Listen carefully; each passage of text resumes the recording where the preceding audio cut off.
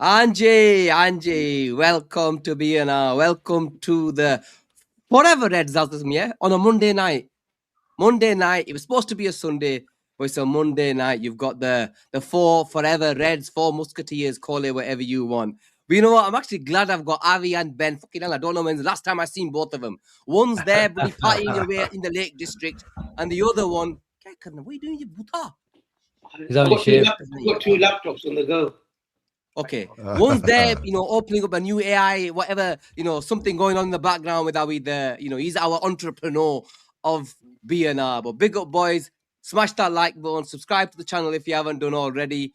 And you know what, Asim? It's only fair I go to the two new boys, let's say, who I have not seen for the past. I like it. Yeah. Shots fired. Yeah, one goes to me today, Asim. Yeah, I'm going to come on today's show, and then I'm going away for 10 days. So, you know what? It's only fair I have a little dig at the lad, yeah? But I'll start with him. Avi, what's going on, man? Sajid, I'm good. It's going to take...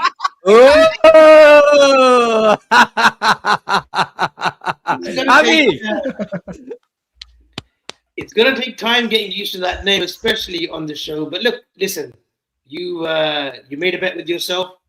Unfortunately, you lost. Liverpool did beat Galatasaray, and from now on, I'm going to keep that promise as well that you said. Your name will now forever be Sajid on the show. I won't call you Sajid Iqbal. We'll just say Sajid, and maybe in time I'll call you Sajid. But as for today, it will be Sajid. But I'm good. Honestly, I'm good. I think the last time we spoke, what result was it? It was a Spurs game, wasn't it? And it was hellfire, and the chat was popping off. I was popping off with them. They were popping off at me. It's all good. Needed a bit of a reset, rest. And, look, it is what it is. Gene, look, we beat Galatasaray. We finally think that, we may have turned a corner. And then we saw that pile of shit on Saturday. And, we'll go into it. But all in all, away from the football, life is good. I can't complain. Avi, your wire is still not. I think it's my light bulb and your wire. I'm trying to behave myself. Okay? He's getting his wires crossed. He's actually got some AirPods, but he couldn't get it working right. Avi, I'll order you a new wire. You order me a new light bulb. These AirPods didn't work, and then these are brand new. But I don't know what it is. I'm going to try to switch it on the other side. Are they brand new? Yeah. Wow. Investment must be doing well. Business must be doing well. We've got 5 minutes now, boys, without Avi saying anything. Ben, what's going on? How are you, man? All good, mate. All good. Yeah, I could do with another week off after that absolute dross that we witnessed again on Saturday morning, unfortunately. Yeah, but I'm glad I didn't have to rage last night. I was away this weekend with my mates in the Lake District, enjoying myself. Just saying to the guys before went on air, half of our crew are Everton fans and half are Liverpool fans. So needless to say, the Liverpool ones, some of them didn't even want to watch it. That's how bad we are at the moment. Some of them went out, and there's a few of us who watched it. And then obviously after the results, we all put our Everton tops on, sadly, because we wanted Chelsea to do us a favour. And Everton did the honourable thing and did us a favour. So, it was only Aston Villa that stole a march on us. And thankfully, Chelsea didn't get any points back on us. But my word, we're relying on some desperate times at the moment for us to crawl up that table. And it's not looking great at the moment. Obviously, I've not been on since Galatasaray. It was a fabulous night and a great performance. And, that's clearly what they're capable of. I think you have to caveat it with the opposition, obviously. I know we were nervous. I know Jake, bless him, was thinking, how could we possibly score more than one goal? Well, it is possible to score more than one goal. And, I thought we played really well, to be fair. It's probably the performance of the season on Wednesday. But at the same time, you have to keep everything into context with the opposition. But they played really well. But what's absolutely crystal clear is that this team does not have the fitness and physicality to do 2 games in a week anywhere near that level. I think we lasted about 15 minutes on Saturday. And after that 15 minutes is up and we give them a goal like we've done so many times this season, it was just a case of, what's called repeating ourselves over and over again. I thought Cherki's a really smart little finish to get us back level. But then second half, we were just miles and miles off it, and it was only ever going to be one winner. So yeah, good to be back, boys. Really good to be back. But yeah, unfortunately, we'll find ourselves talking about a lot of the same things. Asim, I'll come to you then. Obviously, 24 hours since we spoke yesterday. We let out quite a bit of steam, I think, from going by, everybody that was on the actual show. How are you feeling 24 hours in? You look at, obviously, we look at the table. Ben mentioned the likes of bloody Everton. Yeah, we're looking at the likes of Everton, who we have to go and play in the next few weeks. It's just a grim view, isn't it? It is,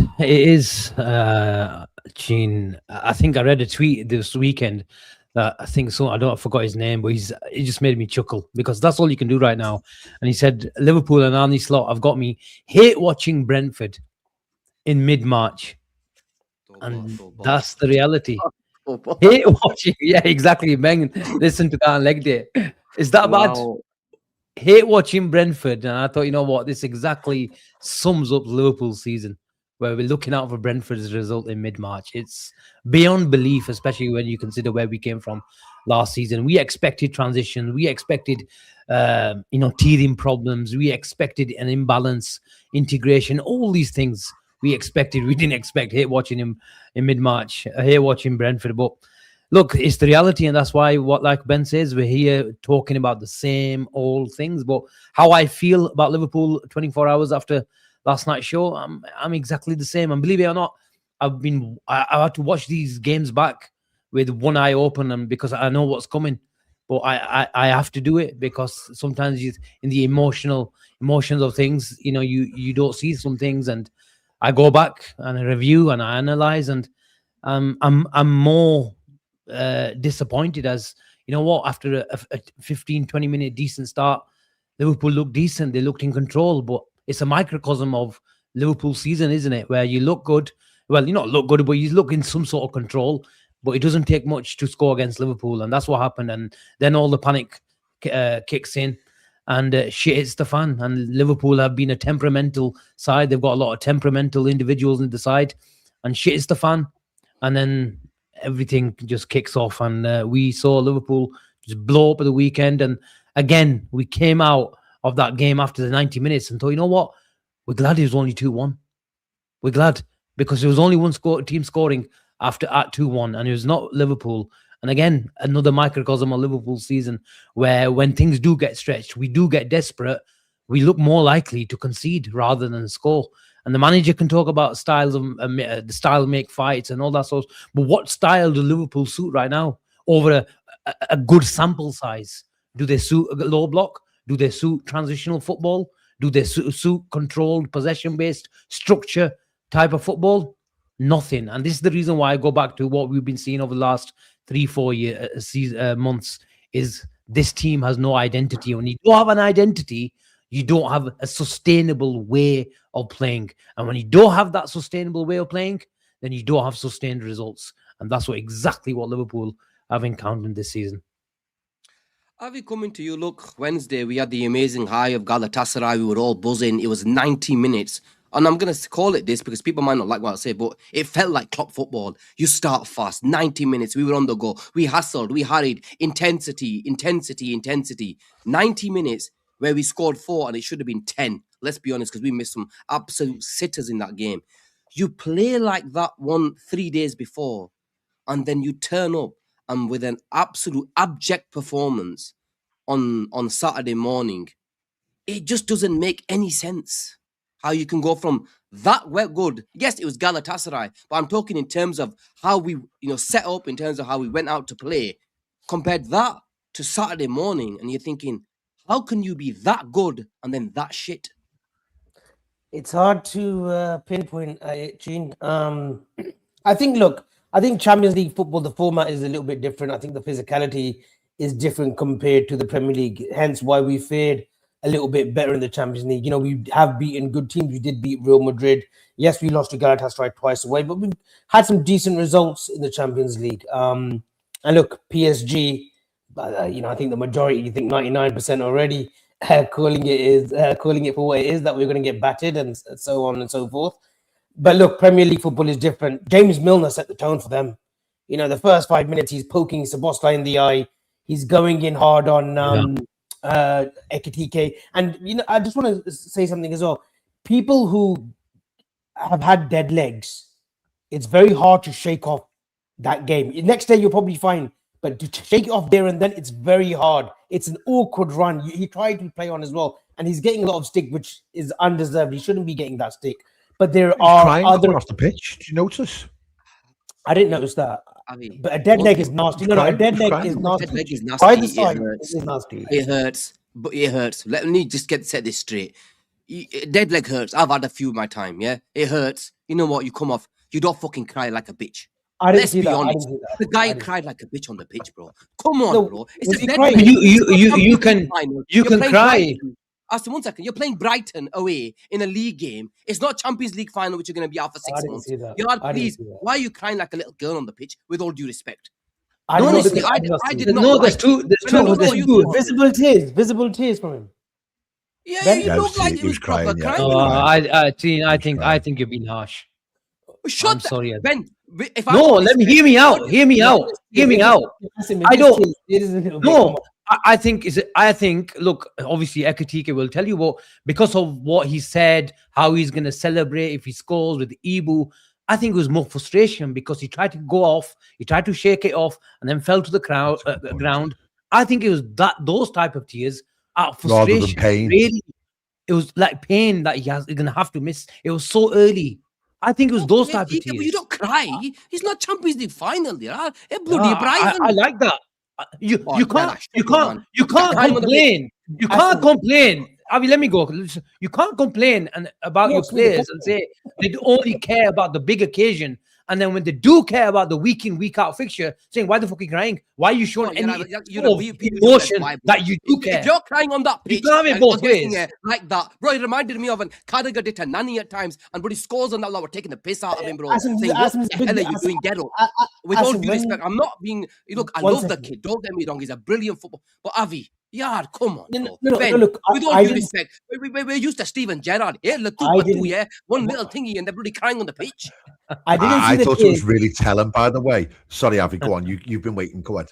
I didn't see the tears, but look, there's a difference of having tears on a Saturday against Brighton and then having the tears that Salah did in the Champions League final. There you go. You know, there you understand it. You can't understand if it is true that he was crying. Look, I've had a few dead legs in my time, yeah, and they are a nasty piece of work. You try as much as you can to carry on your 5-a-side football game, 7-a-side, or even cricket. You just can't. You can't. I mean, you've got a bit of Cherki to protect you. No. Forget the Cherki. That's what I'm telling you, man. Those are nasty. So him coming off, I don't know about the tears. That's fine. If he was crying, yeah, it is a little bit soft. But look, I'm not going to go too harsh on him. There was some unwanted criticism towards his way on Saturday on Twitter, and it was nasty. And I just had to log out.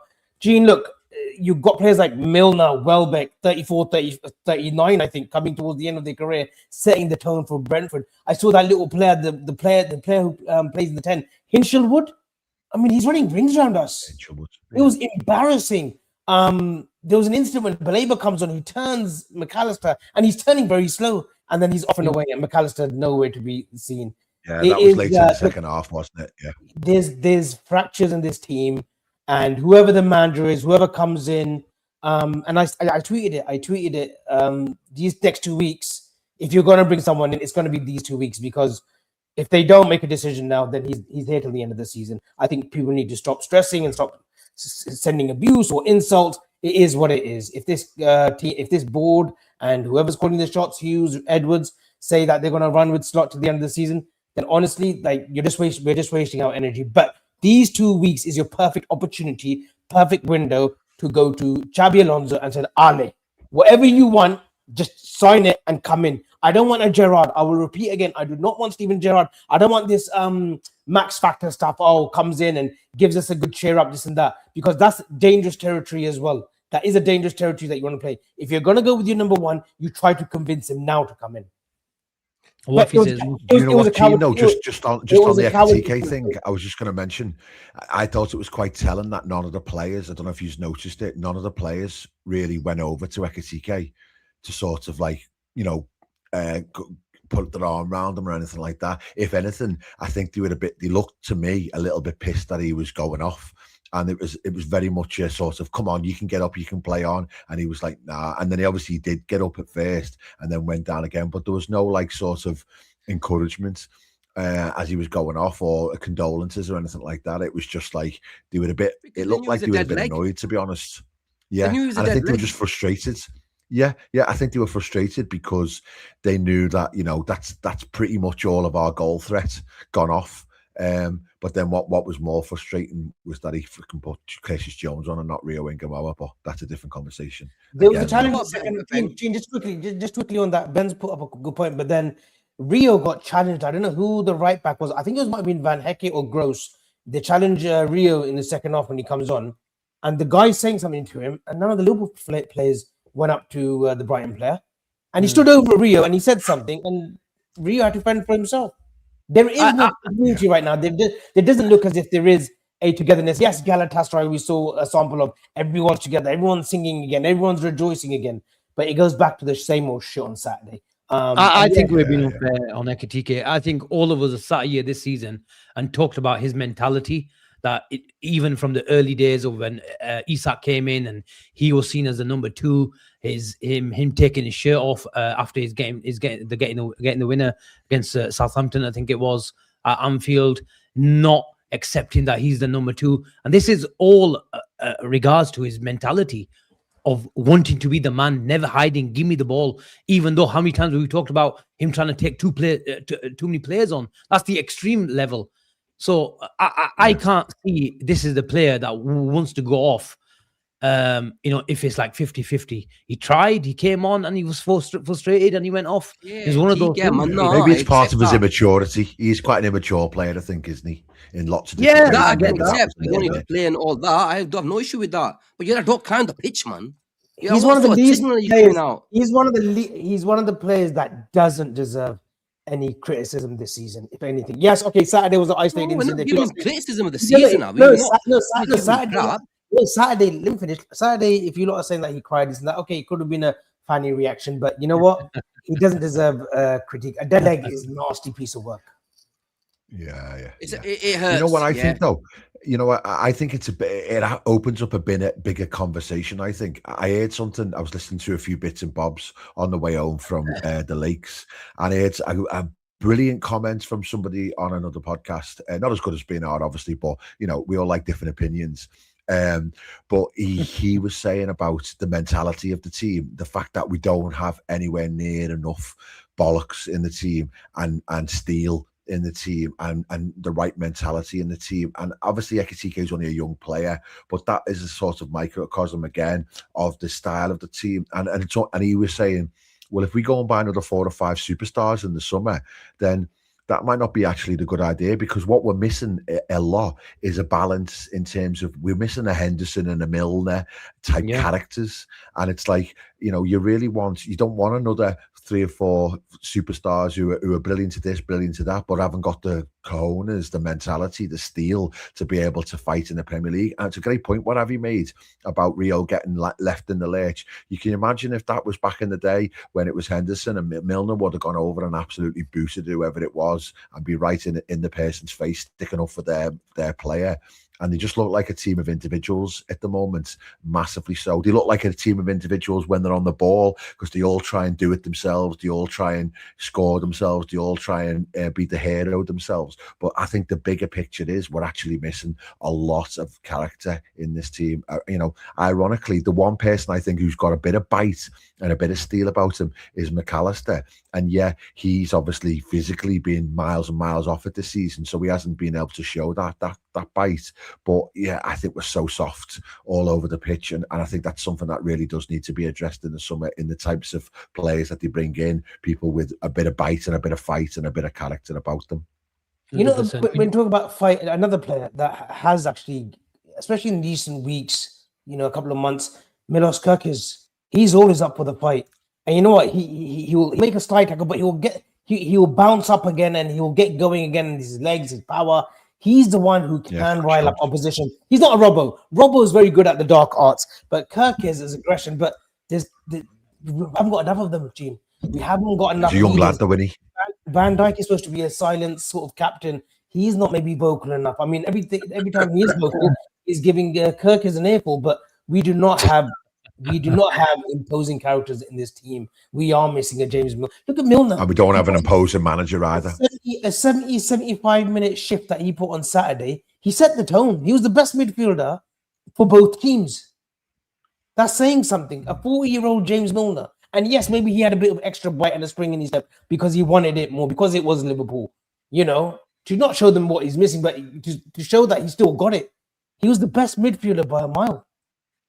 Yeah, and that is, you know, Avi, you just mentioned him, and then you mentioned then another of their midfielders, Gross, and then you've got Danny Welbeck. With all them three, there's an average age of 175 between them. Yeah, them three battered us. Can you actually believe that, bro? A combined age of God knows what, yeah. Because you know the truth is, and I've been saying this, you know, one thing about Curtis Jones, and I remember that interview when he said, you know what, I want to go out there, feel like going and smash somebody. You know, I like to hear that. I actually enjoyed hearing that. You know what? Somebody who actually wants to go out there and flipping show a bit of, you know, metal and steel and give something, give it to the opposition. I'm just a bunch of PUSS wise, man. I look at this team. I haven't seen Curtis Jones make a slide tackle all season. Yeah, and no, but you know when he came out and said that. They can all talk. He's not following through with that either, though. No, Jones. They can all talk a good game. But he never seen he played well. He was playing well. If we're honest, Curtis Jones 3 or 4 months ago was actually playing decent compared to everybody else in this football club. Obviously, Rola Shulapegia now he's fucking checked out. He was disgusting when he came on the weekend. He didn't do anything. He walks around, prances around now because he knows 95% he's going to be off in the summer. You know, Asim, I want to come. Go on. So there we go. I just want to also say, I think majority of the Premier League teams wish they can play us every week now.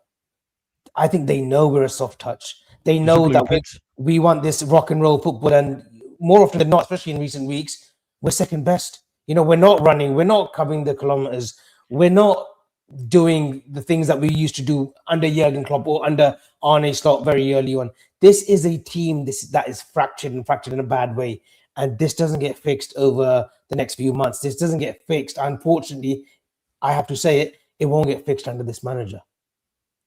But then is the question though? Sorry, Cheen. Is the question though? I'm now thinking obviously slot out. But I'm thinking to myself now: is the damage done now in terms of the fitness and conditioning of the team? That can't come back between now and the end of the season because they don't have the time to be able to get them into a good fitness. So I feel like that can only be fixed in the summer with a proper pre-season schedule and a proper plan for pre-season. So, you know, obviously, if you change the manager now, which is the title of the show, and brought in a Gerrard, you might get that sort of mental reaction. But I don't think this team can do 2 games a week of intense level, no matter who the manager is. I genuinely don't think so. And like, you know, this comment here of just what's called starred from one of our top watchers, you know, that says it all, doesn't it?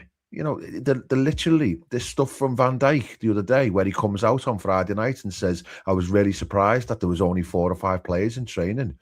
What is that all about? Is that because they're scared to get injured? So they're just rest and play? Or is it because slots like, well, this is how I keep them on side by giving them loads of time off. I genuinely would be fascinated to understand the thought process behind that.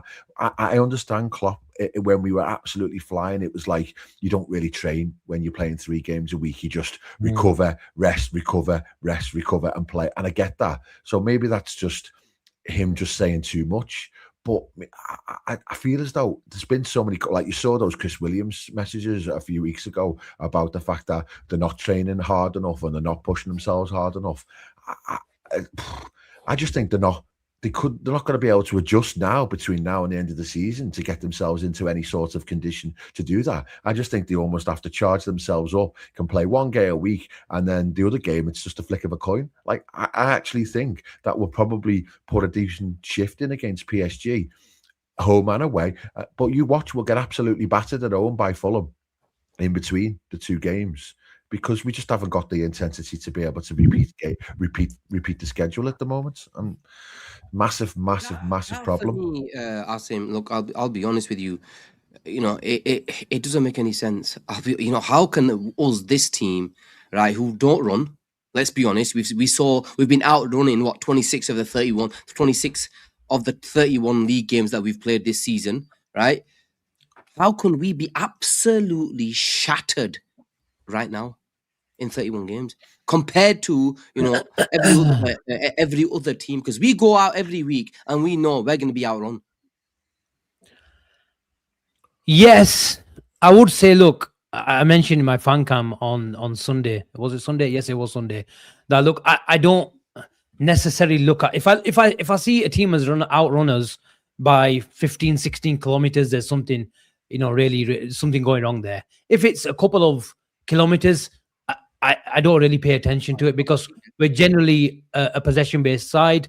Let the football do the talking and they'll run more. As long as...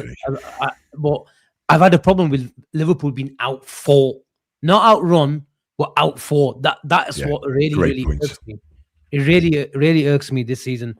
But there is definitely a thing about Arne Slot coming in last season, seeing the data on the injuries and this and that, his liking to keep a small squad. He did it at Feyenoord, and then obviously he keeps mentioning the model as well. You can't keep the hierarchy and the business model away from this, because it is linked. But I think there's a real link, a correlation between Arne Slot's way of thinking and how the fitness and the conditioning of these players is right now, where he's come and he's seen these guys, some of them with 6, 7, 8 years of Jurgen Klopp in their legs and in their heads. Even McAllister, a couple of seasons. Some people would argue that he's had 2-3 years of Klopp and he's done. His legs are done. Some people are arguing that, and I can understand that as well. Explain how he's just fallen off a cliff.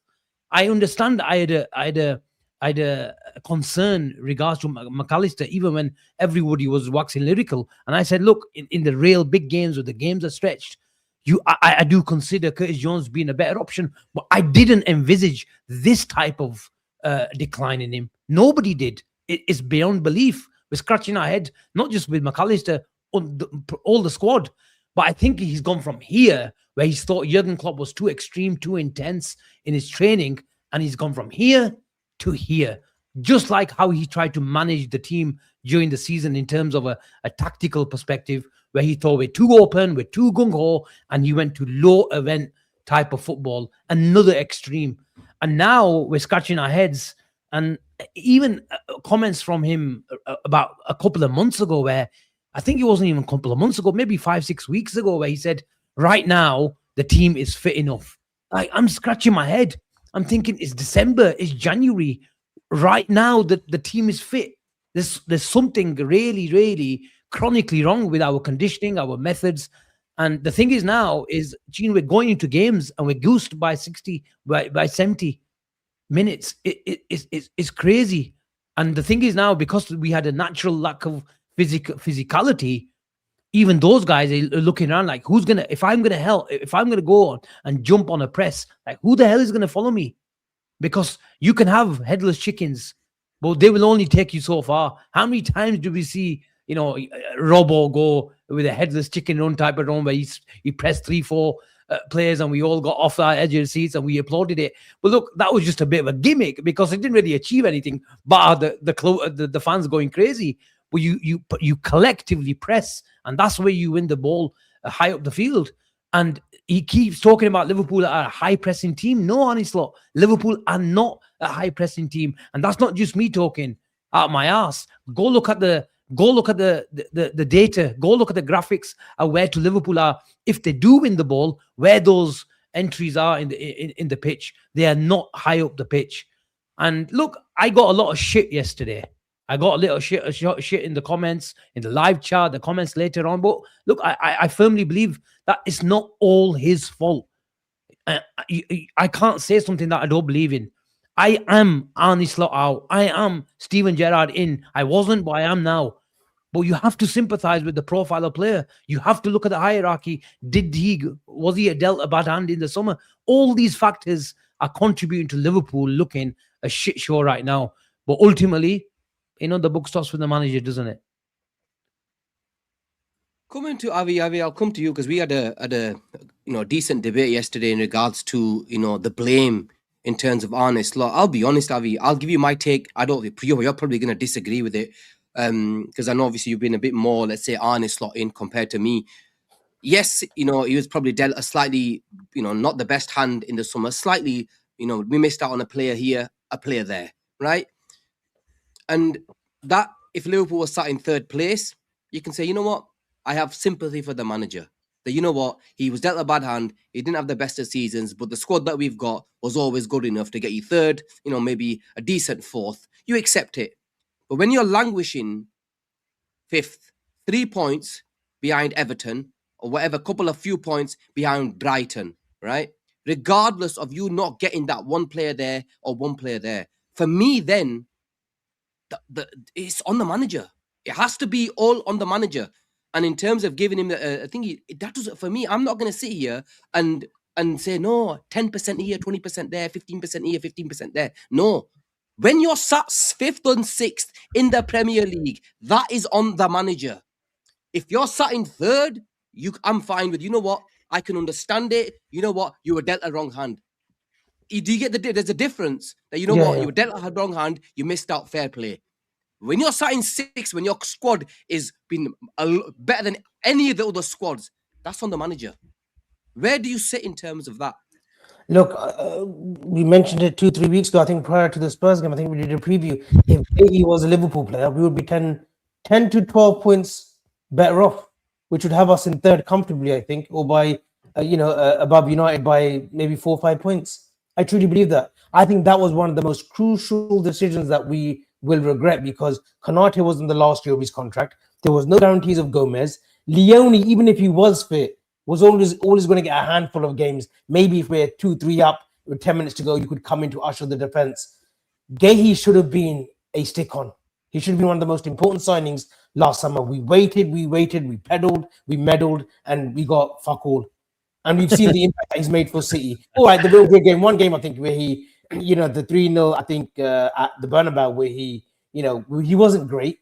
He wasn't great, but bar that one game, Guehi's been brilliant for Man City. Okay, the West Ham game, but it was, the Spurs game, 1 or 2 games where, you could say it was his fault, the own goal and whatnot. But Guehi at Liverpool at the start of the season, we would have been 10 to 12 points clear. But the buck does stop with the slot. The football that we're seeing week in and week out isn't because we missed out on Guehi. The football is turgid. It's tepid. It's slow. It's horrible football. It is. But you thought as the season went on, by November, December, the likes of Wirtz, the likes of Isak, the likes of we could rest Ekitike because Isak was going to be our main man. He gets injured away to Spurs. It has been a stop-start, but the football has remained consistent and it's been consistently shit. That's the problem. The football hasn't improved. We've tried to put Wirtz off the left, off the 10. And Chief, you were spot on. You were spot on. Wirtz 3 out of 10. Yeah, I can see it now. I thought after that spell in November early on, when he started contributing with goals and assists, we're going to start seeing the real brilliant Wirtz. And yes, he had a good 50, 60 minutes against Galatasaray, but it was back to normal again on Saturday. He's not influencing the game enough. When you spend 115 million, you need a player, regardless of whether Ekitike came off or not. You need a player of that ilk influencing games on his own. He's not a match winner right now, and that's the most shocking thing, and it's the most disappointing thing of this season. To be fair, look, Avi, I think, when I thought maybe I was slightly harsh on Florian Wirtz when I gave that 3 out of 10 at the start of November, right? Look, he's not 3 out of 10. I was harsh because I expect so much from him. Now we're in 23rd of March. It's justified. Unless he has He did improve after that. Team, unless he has an unbelievable 7 weeks, and I mean scoring against PSG home and away, getting us into the top 4, getting us in the final of Budapest, 3 out of 10 is a shocking season by Florian. It's a shocking debut season. Look, I'll be honest. I'm not at 3 out of 10 now. I was on this 3 out of 10 in November. Yeah. So look, I'm not. I'm 2. No, I'm not. I'm not on 2. Look, I'm on 5 out of 10 for Florian Wirtz for this season. I'll give you the honest thinking on it right as of right now, because he actually played well for 5 or 6 weeks after when I gave him that rating. Yeah, and then to be fair, he's done okay, but. Ben, I'm going to come to you because you're obviously, I saw you today. I read your messages, mate. You were defending Florian Wirtz, especially on that BNR thread that we've got. In terms of Florian, then look, we had a massive debate yesterday in regards to people. Well, not, a lot of people, I sympathize with Florian. I get, he doesn't have the environment isn't set for him. It's his first new season. He's coming to a team that haven't been doing well. Can I stop you there? Why is there not black and white with Florian Wirtz then, like you are with Arne Slot? If you can sympathise with Florian Wirtz and talk about context and environment and the lack of pace, why can't you sympathise with the lack of tools that the manager has had this season? You can't be both ways. Like, he's a new player that's come to a new football. 1 second. You think Florian Wirtz, look, I'm the one that went for Florian Wirtz. You did. But let's be honest. 1 second. I said improve. Sympathize with him. No, why do you I said sympathize with 1 second. But listen, Florian Wirtz. Asim, check your mic just while he's replying. Yeah, Asim, you check your mic. Everybody on this panel, if there was one person who actually had a go at Florian Wirtz, it's me. Right, number one, I've blasted Florian Wirtz this season. In terms of where he is now, he's slightly improved from where he was when I saw him in bloody November. And he's maybe a best 5, but he's underperformed. If an average is 5 or 6, hello, that's his average. He's below average for me. If Florian Wirtz is below average, we're not going to sell Florian Wirtz as him. But the thing with Florian Wirtz, and I'll tell you one more thing, I can see Florian Wirtz improving. And since November, I've seen an improvement. Whereas Arne Slot, I said to you in November, Asim, you are not going to see improvement. And you've not seen no improvement. Let's be honest, it's got worse. Might got a few results here and there, but in terms of football shite, players shagged, the whole team looks disjointed, and we're just letting it play out till the end of the season.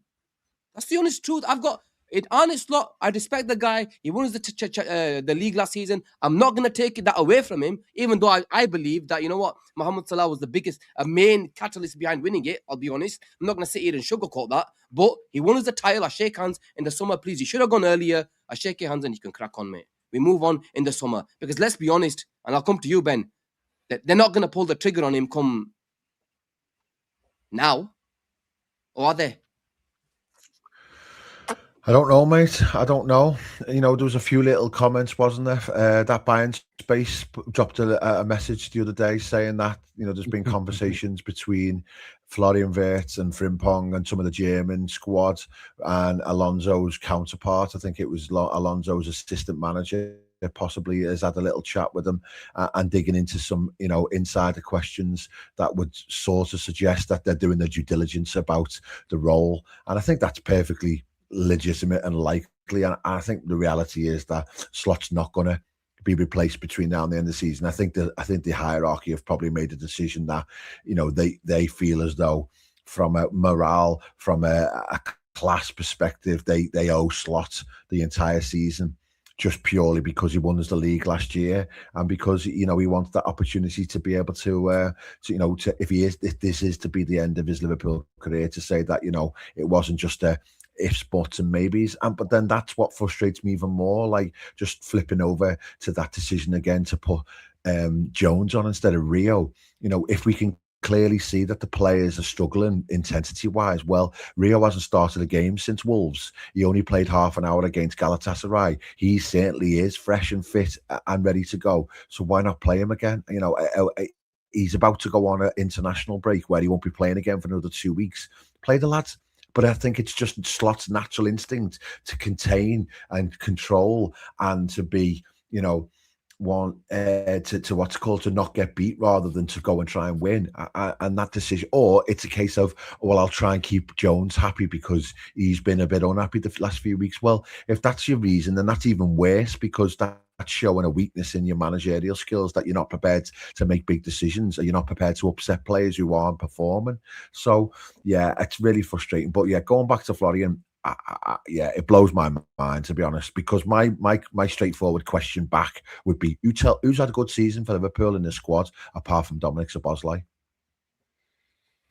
I don't think anybody. Ekitike, he's done all right, but there's been runs of games where Ekitike, yeah, there's been runs of games where Ekitike's looked like, you know, he's driven us all up the wall.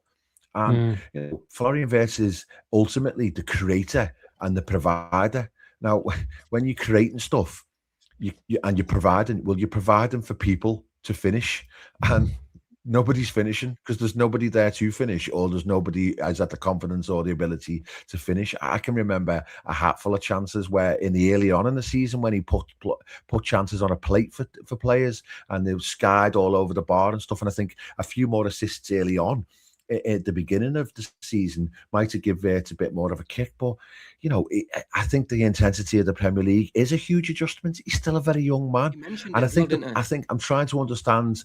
Yeah, no, I'm trying to understand why people are so frustrated. And I get it. He cost 115 million. And for that, a massive amount of money, you expect instant delivery. But I do genuinely think, and people won't want to listen to this, won't want to get their head around it, but you've paid that ridiculous amount of money for what is to come and what his potential is, because he's nowhere near his potential yet. Nowhere near his potential yet.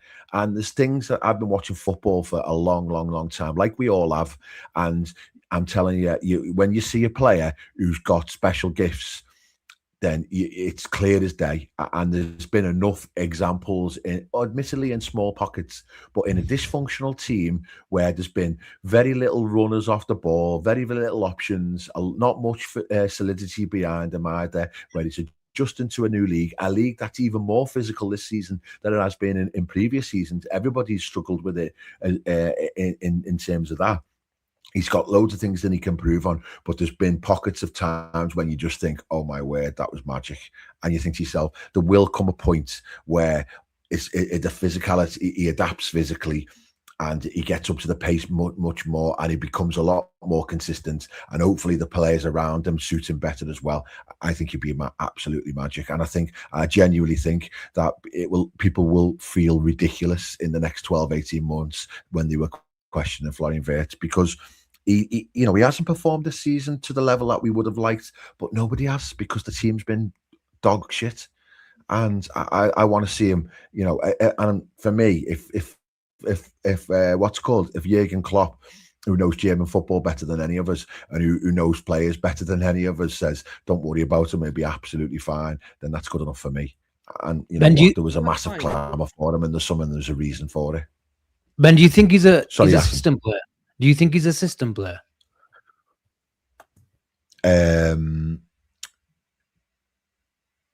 Possibly, yes, I do, yeah. But I think he's good enough to build your system around him. But I think Isak's a system player. So they're all system players to an extent, aren't they? To an extent, yeah. There's not that much versatility. I think Szoboszlai is probably the least system player. You know, off the top of my head, the centre-halves are the centre-halves.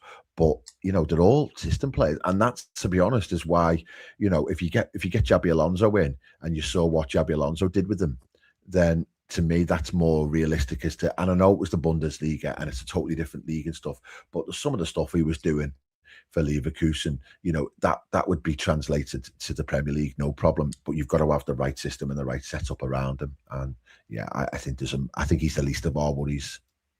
I think the players that will get behind him in terms of the midfield area in the summer will dictate how good of a season Wirtz will have next season, in my opinion. Gene. Look, I'm not here to say Wirtz won't be will not be a success. He will 100% be a success. You know, you can clip that too. He will be a success. I think the midfield is behind him, and obviously the defenders behind the midfielders have let themselves down as well. But McAllister and Gravenberch are not the DO you want for Wirtz to flourish if you're going to play him in the 10. You need sitters in there, but you need wingers. And we've said this. You need wingers. You need wingers as well. You need look, you not talk about Gordon, Diamande, Elise. Yes, it would help, but look, Ben has said who has had a bad. We never expected the drop off, and look, we say drop off, but he's got 19 and 32 from Salah, but it's not been the season that we're accustomed to from Salah, right? So there's been a drop off in Salah. There's been a drop off in Gakpo. You know, that hasn't helped either. But Wirtz himself, he could. I think there's been times in the Premier League this season where we should have expected much more. It's okay saying it's his bedding in season. It's okay saying that he's not had the right components around him. But when you spend that amount of player, you want it to be like a plug and play, in regardless of any system, regardless of any players around him. You expect him to at least shine. Yes, he has shown us moments. He has. The lack of when I look at a player like De Bruyne, City could be having a shit day, but he will pick up the ball and he will progress and he will give us a moment. He gave us a moment at the Bernabeu. He gave City the moment when they were struggling 1-0 and he gets the equalizer, and then they do them over at the Etihad on their way to win the Champions League. You know, he's not given us those special moments where he can hit one from 30 yards or do something incredible where the game has just gone against us, and he's provided that magic moment and he's got the team lifted again. That's why I expected more of this season, and we haven't had it. If you look at that, what would be acceptable GA for you this season, Avi? For Wirtz to say you've had a poor season. I said he should for a good season. I said 10-10. 10 goals, 10 assists. At the start of the season. I think he's 4 away on the goal side, and I think he's maybe 5 away from assists. I'm just having a look now. I think he's got 6 goals in all competitions. 6 goals. I think he's got 3 assists and 2 assists in the Premier League out of 27 matches. That's not enough. I know he's had a bit of bad luck. You know, the striker, whoever he's created for, hasn't got a goal, but that's still not good enough for me over 27 games. I'll be honest with you. But I said in all comps, 10-10 would be fine. In all comps. Because I get, the first year, I get the physicality, I get where the Premier League was evolving to. All competitions, I would have been happy with the 20 GA, but I don't think he's on that just now. Well, I mean, if you look... He's on 9 assists and 6 goals in all comps. So, yeah, another 4. So he's on 15 GA in all comps. Whatever it is. Maybe even hopefully the 5 that he needs, Ben, will come in the PSG games. So we're all good. Yeah. Look, if you really considering how awful we've attacked this season, 14/15 GA is not outrageously bad. Considering 100%, the finishing has been bad, but if you really break it down, here's a number 10 that we wanted to create. You know, the number 10s has to be fed. To create, and we want to score goals as well. Let's not just make it out like he's just there to create goals. The guys there to score goals as well. Yeah, of course. I don't want this narrative being played that he's only a creator. He's not just a creator. A number 10 scores goals. And if I'm honest with you, look, I don't want to have a go at him because I know the player is going to come good for us. I know Florian Wirtz is going to flourish at Liverpool Football Club. But as of right now, he should be on a... For me, considering... You know, we all talk about, he's put it on a plate for other players. Yeah, he's created these chances. Yes, he should have. Yeah, other players might have scored. But you should have scored at least 6 or 7 more. But the easy chances you've missed. Let's be honest. He's missed some absolute sitters this season. Because number one, his shooting's been absolute shite. Yeah. And his finishes have been good enough at times. Yes, he might score some finesse goals. But, you know, I'll call a spade a spade. He's messed up other people's stats as well at times. So I'm not going to... Go on. I think it's frustrating because, and look, it may be psychological, Ben, as well. It's frustrating when you see Cherki, on the other hand, at City, And City haven't been great this season. Let's not pretend that, oh, okay, they're in the part of run. They haven't been great either. But you see someone like Cherki who came in at 25, 30 million, which looks as if it's a snip now. And look, I still have doubts over Cherki, but he's doing everything. He's created like 14, 15. I think he's got 14, 15 assists to his name. And yes, City might have been a more settled team at the beginning of the season, but they've had their fair share of issues. But I think the frustration lies is you can see Cherki, what he's doing week in and week out, giving City fans moments of magic. And look, we wax lyrical. Asim waxes lyrical over Cherki's ability on the ball, and there's no doubt about that. We're not getting the same from Wirtz. I think that's what it is. Cherki is 9 goals and 10 assists, whereas Wirtz is 6 goals and 9 assists. But in terms it's of not game, I think Cherki's played a lot less minutes. But Ben, that is also papering over the cracks. Yeah, because we want top performances. Even if Wirtz does not get an assist or a goal in each game, he needs to influence the game. When you're 115 million, yeah, no, I agree. I agree. But then you can look at it in lots of different ways. Like Cherki comes off the bench with 20 minutes to go when they're 3-0 up and scores the 4th and the 3rd and stuff like that. He's already kicked the ball in certain games. And to be fair to Cherki, Avi, look, he's got 2 proper wingers. He's got a proper number 9 in front of him. Do you understand? So it does make it easier for a player like Cherki when you've got, especially now when you've got Doku, Semenyo, or Haaland. It is always going to make it easy for you because you've got the environment. Doku's had another bog standard season. Yeah, but at least he's got. Semenyo only came in January. Cherki was still playing well prior to January. Much better. Look, I like Cherki. I'm not gonna lie.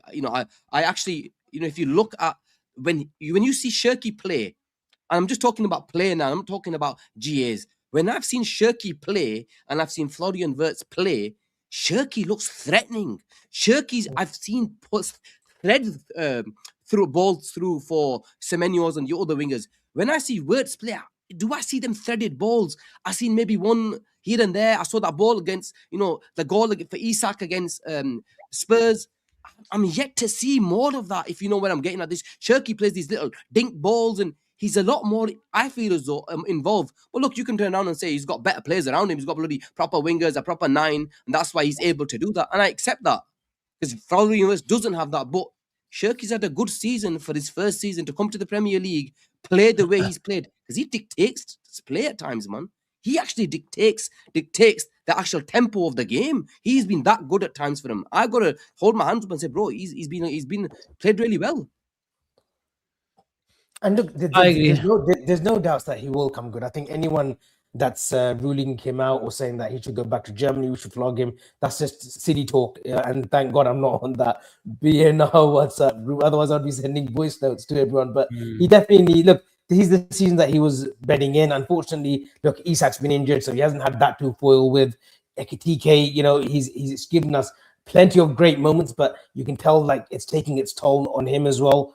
Next season, we should see Florian Wirtz fulfill the potential. Yeah, you have to give him the environment. I get the people who are going at him and saying, "Look, Cherki is a much better player. Wirtz is a failure." Look, I won't go as far as that personally because of what I believe how good the player will be. So many players in this league have come and gone who struggled in the first 6-12 months. I talked about how Fabinho came and struggled to just sort of adapt to the type of number 6. So Jurgen Klopp talked about it all the time that we had to teach him that this number 6 role that we have, it's a completely different role. We want our number 6 to be on the halfway line and sustain attacks. Just go watch what Rodri did yesterday. Those little ping balls from left and right, sustain attacks, keep the opposition pinned in. But he was at Monaco, a different type of number 6 who split the centre backs, a deep line, centre back, completely different. We had to teach him and mop up, and that's why he got called the Hoover during his career at Liverpool. But you look at the underlying things, what Wirtz and Cherki's had a much better season. But just like Chin said, what are the foundations of what you need your number 10 to flourish? You need progression from the right back area, progression from the centre back, from the whole back line even. You need protection from midfield. You need wingers and pace and players who can run off the shoulder of the defender. All those things, the underlying foundations of how to play through your number 10, Florian Wirtz hasn't had that. Then you look at because of those the problems that we've incurred as a team. Do we go through Salah? Do we go through Wirtz? And then Wirtz has had to change position. Some would say it's his own fault. Some would say it's because of the manager having, we just tried to bring in the number 10 and put him alongside Salah and say, you're a bunch of individuals, go create and go win the league for me again. It doesn't work like that. It's not as easy as that. Because if you have two players so creative, again, you need to provide them the foundation and who you're going to go through. So, yeah, it's a massive, massive imbalance. Avi's been talking about it. He needs a protection behind him. And we do need that. We do need that. We need selfless players who are going to run in behind. And Doku might not have the output in terms of numbers, where you say he hasn't had the season. But what the types of players like Doku do is they stretch opposition. They create a bit more space for your number 10. So you might not see Doku on the score sheet week in, week out, but they make sure that right-sided centre-back is going that way rather than coming towards Florian Wirtz. And if he's not coming through Florian Wirtz, that means our main man has a bit more space. And when you've got players like Rodri, I know he hasn't had a big season in terms of minutes, but, you have the ultimate controller. Then you have Bernardo Silva going into midfield. And Cherki can take the piss is because he's got trust in his players who can control the game. We don't have trust anywhere all over the pitch. So you have to have controlled environments for your number 10s to flourish. And we just simply haven't got that, far from it. Yeah. This is a really great point, Chim. Imagine what it would be like if Cherki had the season for Liverpool and Wirtz to be in Man City's team this season. Do we think that the output would have been different? I think I think if I'm going to be open and honest. I think in front of goal, Cherki's a better finisher by a country mile. Left foot, right foot. The guy is an unbelievable finisher. And I think in terms of goals and assists, I think he would have probably done minimum if he played the whole season. Because you have to understand, Cherki was out for a good 2 months for. So you think if Cherki had played the whole season in this Liverpool team this season, I'm not. Don't get me wrong. More. If Florian Wirtz was at Man City, I think he would take the piss. If he had Semenyo, Doku, Haaland, let's. Better than Wirtz. What strikes me when I watch Cherki, bar he looks a baller. We all see that. What I love about him is his mentality. Winner, he's a winner, bro. Is his mentality. And that's where I mentioned it yesterday, a couple of days ago. I want my manager, whether he does it in private, just grab Florian Wirtz, pin him up against the wall and say, you know what? You're my fucking number 10. I want you to be the best player. I believe you can be the best player in the world. Go show me. I don't believe the management of how Florian Wirtz, despite all the things that we've just talked about, the problems that he's incurred and the team has in terms of the balance of the team, just like Jose did with Frank Lampard. I don't think Jose Mourinho believed that he's better than Steven Gerrard and all these type of players. But when he came in front of a camera, he made me believe that this guy is talking the truth. I want my manager to be, because your number 10 is your main guy. Let's be honest. I know we've got Salah. If you guys bring Florian Wirtz, you're replacing his chance creation. I know we got rid of Trent, but he's your man. I feel like when I watch Florian Wirtz, he's too nice. He's playing within himself. Yes, or he's trying to. I think there's two things. I think that's what Alonso did, though, brilliantly for him. No, Wirtz was already performing well, though, before. He had an ACL, poor guy, Wirtz, when he was, I think, 2 years ago. He was already doing decent numbers. Obviously, it was that breakout season, though, under Leverkusen, where Alonso, where Alonso got Grimaldo playing Frimpong, Boniface, and Wirtz. That quartet were brilliant. But he had Andrich and Xhaka, who were just doing the legwork for Wirtz to flourish. He had a great setup at Leverkusen. I think it's one of those what ifs. Look, Gerrard only said, had he still carried on playing Liverpool as a bit part player under Brendan and Brendan had gone, he probably would have had another 2 years in him to go with Jurgen, because Jurgen just instilled that belief in him that, listen, no, your body can go through this. We can sort out a structure for you where you can carry on for 2 years.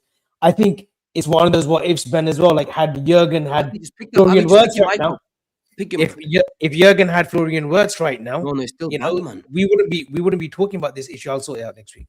We wouldn't be having this issue because Jurgen Klopp would already instill that sort of confidence in Florian Wirtz. But look, just want to I think, and all four of us agree, he will come good. He will come good with the numbers and whatnot next season for sure. I think he will. Now, look, Florian Wirtz, you know, in terms of the future, he's the least of our worries. Let's be honest, because we know he will come good. There's no doubt. I have no doubt that he's going to be an unbelievable, you know, player at Liverpool Football Club. But Asim, the title of the show, and I think, you know what, it's been 1 hour in. You know, we know it's been a good show, so I let it ride. So you know what, let it go. Let's see, get the boys' thoughts on certain things about the game and stuff like that. But in terms of the next 2 weeks, you know, will Gerrard get the call from Liverpool? No, I can't see it. I Avi? cannot see it. I think if Steven Gerrard was going to be the interim manager for Liverpool FC, he would have been the interim manager for Liverpool FC right now. Right now. Because if you're going to get rid of the manager, you don't let him go back to Holland and see his family. You bring him into the office and say, thanks, but no thanks. And you bring in your manager for the 2 weeks to do his job. It's just not going to happen. I can't see it. You're on mute. Lost Eugene. So Avi, we're with Arne Slot until the end of the season. Oh, I'm okay. It's closer to my 18-month prediction, isn't it? So I don't give a shit. To be honest. I'm like, yeah, maybe. No, look, honestly, Saj, I'm not a fan of Gerrard. I'm not a fan of getting an interim in. Getting an interim in, Saj. I'm not a big fan of that. I really ain't.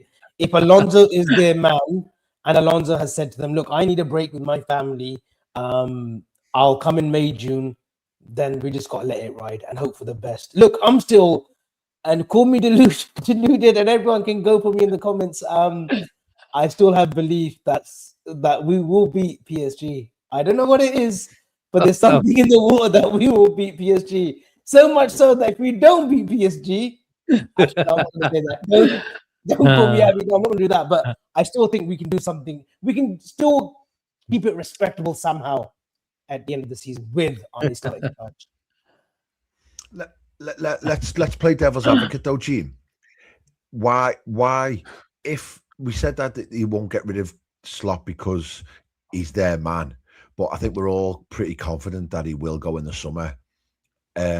So why wouldn't he do it now? Why wouldn't he bring in Gerrard now? Is it just purely an ego thing? Almost was like, well, we'd have to admit that we failed. I can't see the logic behind it, because I think he should come in now, to be perfectly honest. Deep down, I think obviously Champions League football is major. They can sugarcoat it if they get it, and they can say, you know what, it's been all right. You know, with everything that's happened, with all that's gone on in terms of the football club, the transition, players, all that type of stuff. And, you know, I think regardless of what happens, I think he goes in the summer now. I think the summer they will make a call. Because even if we win the Champions League. Asim, I think he's lost the fans. Look, I don't want to talk about winning Champions Leagues, man. Yeah, Asim, even if he got top 5, even if he got top 5, even if he got top 5, even if he got top 5 in the FA Cup, I still think he's gone because look, the fans don't connect to him. The fans are not connecting to him. And if Richard Hughes and Michael Edwards can't see that, then they fucking need to get shot as well. Then they need to get rid of as well. There's no connection there. So why aren't they doing it now then? Why aren't they doing it now? Because we might not get top 5. Maybe what Selection is saying that they just simply don't want him. Who don't want him? Gerrard. They don't want Gerrard. Yeah, they don't want Gerrard. People they don't want Gerrard. They don't want Alonso then. People clamoring for Gerrard have to realize what Gerrard did at Villa. It was a fucking stink job. The football was awful. The football was disgraceful at Villa. You can ask any Villa fan there. You can ask Dagelis if he's still alive, how bad the football was. I get the clamour for Gerrard. Liverpool, ex-Liverpool, he'll at least G up the players, will get us excitable. He'll get some passion out of these players. I think we're too far long gone. We're long gone from that. We need a manager. Exactly where I am.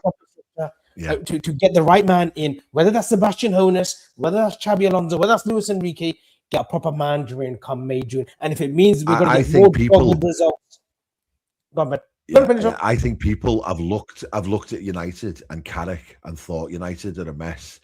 Bring Carrick in and you get this bounce. But I don't think you can get a bounce from this Liverpool squad because, like I said earlier on, I just don't think. But you just said I think he should come in.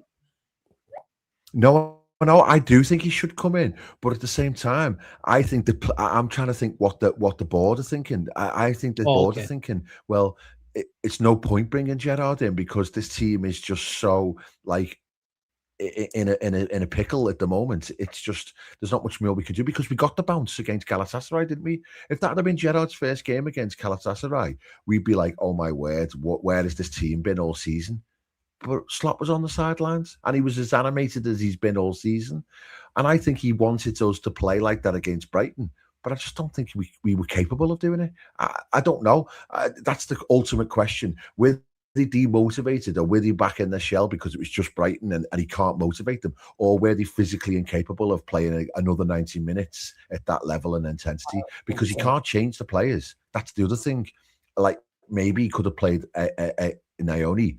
Maybe he could have played Gomez. Maybe he could have played Rio from the off. But realistically, he's going to start as 11, and that's all he's got. He's only got 13 players to work with. And Gerrard's like, if Gerrard gets the Man City Cup game, and it's the same squad currently available minus Isak, what team does Gerrard pick?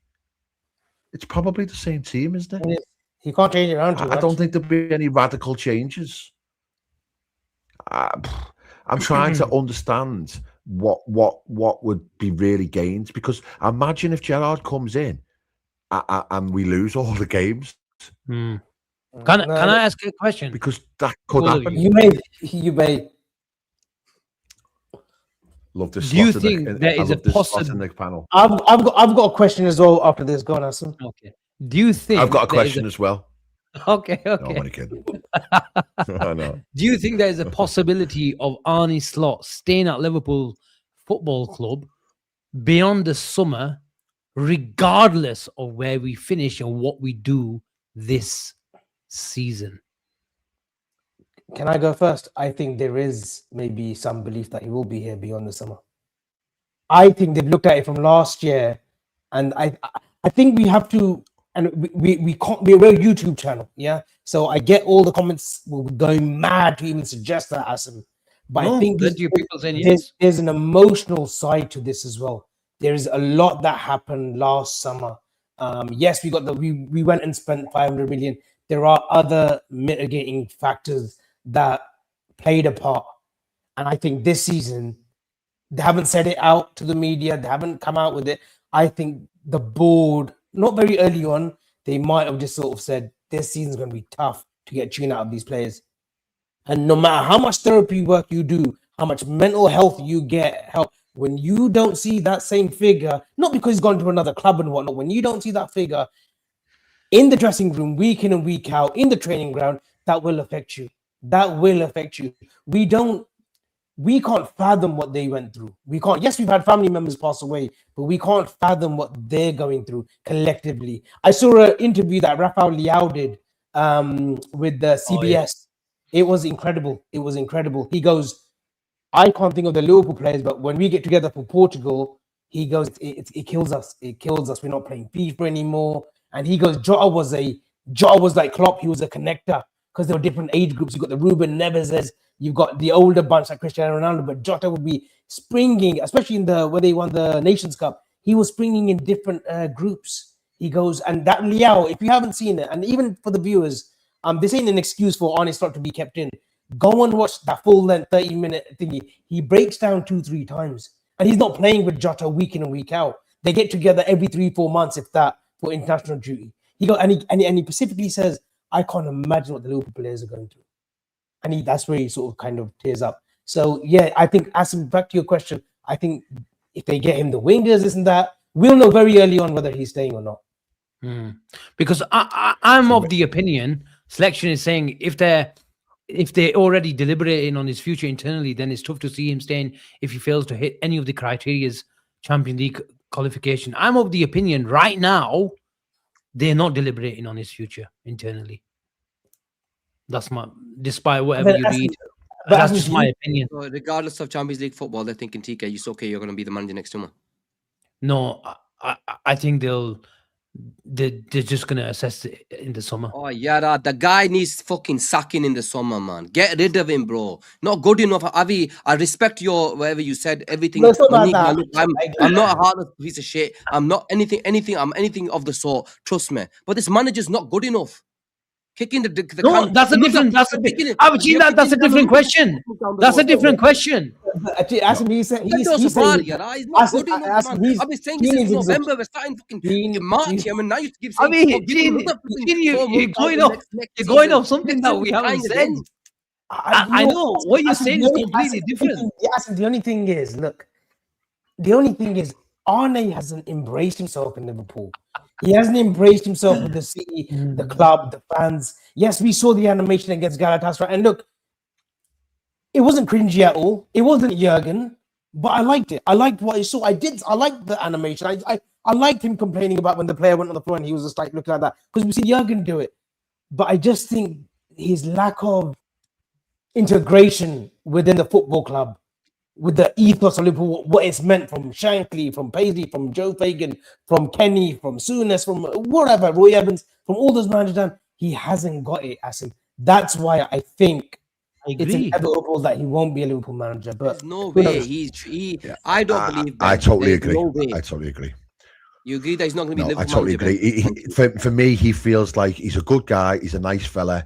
I feel like he's an employee of Liverpool. He's never really plugged in completely. And this football club, if anything, it needs is the manager. Whether you call him a head coach or whether you call him a manager, they are a manager to Liverpool fans. And slowly but surely, as the season's gone on, more and more people and fans and groups have said, nah, there's something really missing here. The performances, the attitude, the style, everything about it, it just doesn't feel right. And I'm telling you now, if Liverpool don't get Champions League football and Slot's still the manager next season, absolutely Pulija.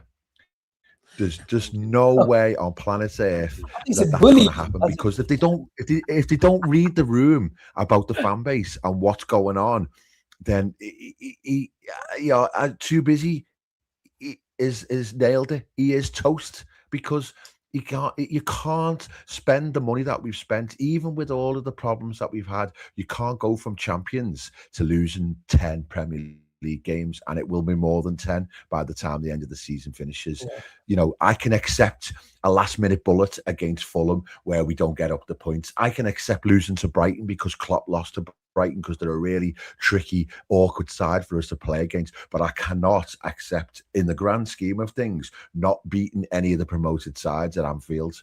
You know, they're the things that really sort of, when you pick the bones out of the season, you've got to say that's just nowhere near good enough. Nowhere near good enough. And he has had a really, really difficult season to deal with certain personnel and adjustments of situations. But there's been so many times when we could have just been way better than what we were from a general perspective.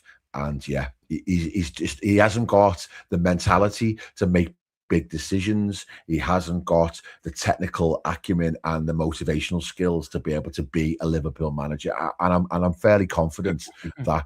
What's the chances, though, FSG, in terms of percentage, man, of him being manager at the start of next season? In your opinion, if we don't get Champions League football, regardless, 5%. 0% he's gonna stay. I don't even 5. It's chutti time. It's chutti. Gone. Finito. Yeah, there might be some lunatic who thinks Goodbye. he needs another chance. Adios. Yeah. But I will say one thing. If he does stay, then the only way he can be successful, is if they spend another 450, 500 million. So there might be a thing where you get an Enrique or an Alonso in the summer, and then they're like, well, you only need 1 or 2 players now. And we probably need a lot more than that if we're being realistic. So yeah, I don't think Everton's going to be fixed with a new manager, because we still got profiles missing throughout the squad, and it still needs to be a very, very, very good summer again for us to be back to being competitive. But yeah, for us to finish 6th, which is what we're basically saying after finishing 1st, with the style of football and the stuff, that the thing that was a big thing as well for me when what's called said there's seats missing. There's people not coming to the game, and as soon as there's people not coming to watch the team, then there's a serious problem. There's a serious problem, and that will be addressed in the summer, in my opinion. Asim, you've been asking the question. You're going into percentages now. I'm surprised you know about percentages with your mathematics knowledge. But what's your feelings then? If I was to turn the question on you and say, give us a percentage of you think that Slot's staying. Where's he gone now, man? What percentage, regardless of what he does this season, on Liverpool, what Liverpool achieve? Slot's staying. No, if we finish outside the top 5. Yeah.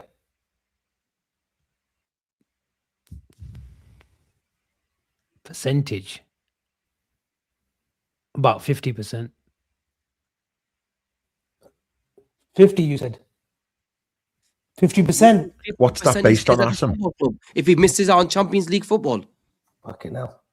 Based on what his mates upstairs. Kabba. You know, Unakivi Kado. They need shipping off as well. Get rid of them. Adios, sayonara, whatever you want to call it. F off. How can you accept 6th place finish? I'm not That saying, is absolutely I'm not saying that's my decision. I'm not saying that's my decision. Who's not gonna attract to come to the club now? We're looking at all these wingers. Dioma.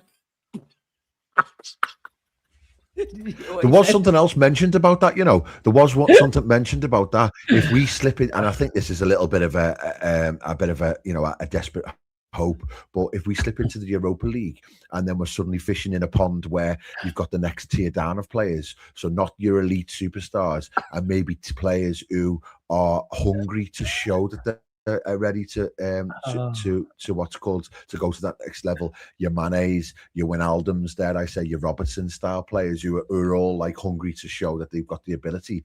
Maybe that's not the worst thing in the world, but you can still shop in that market if you're in the Champions League, and you can have a couple of belters as well, can't you? Yeah, but 50, but you know, you've got to get the manager right. 50% You've got to get is the manager ridiculous. right. Asim, you cannot honestly say It that. is ridiculous. It is ridiculous.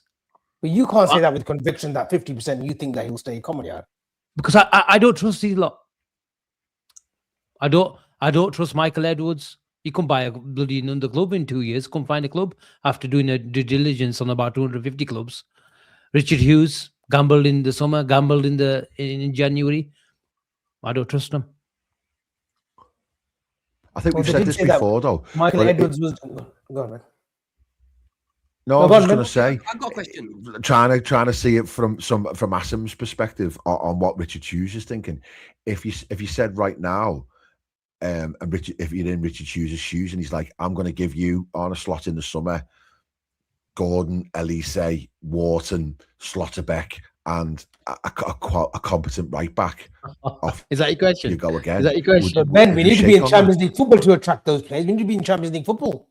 Yeah, if we get fifth, you know, I'm telling you, obviously, I'm not even having a conversation. But Asim tweeted the other day that you, Asim, and I know you do, and I know this without the BS, you've got links within the Saudi ranks, and you said that you have got, you would believe the news that Richard Hughes could attract Al Hilal, but now you're saying something completely different.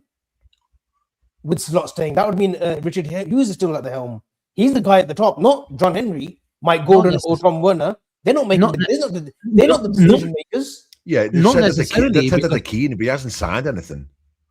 I said there's legs to it, but you know, it doesn't mean that if Slot stays, Richard Hughes has to stay as well. Not necessarily, Abby. You offer 4 times as much as your wage packet. He's off. Let's be honest. Are we all? Edwards could go as well. Abby, quick question. I've got a question. Go on, yeah, Ben. What is the percentage now you guys feel Liverpool will make Here we the go. Champions League? Oh, I want to see. Can someone tell me Chelsea's running, please? Before Chelsea's 3 difficult fixtures. They've There's got more. No. I don't want to difficult. I want to see the easy fixtures as well. Gene, let me get to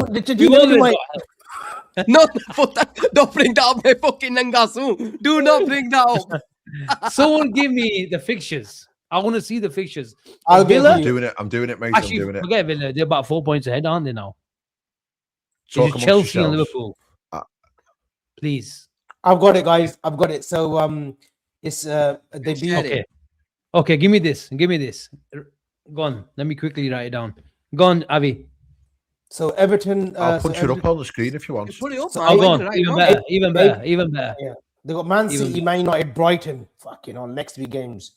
I think there's more chance of Rosini. Brighton. We just played Brighton.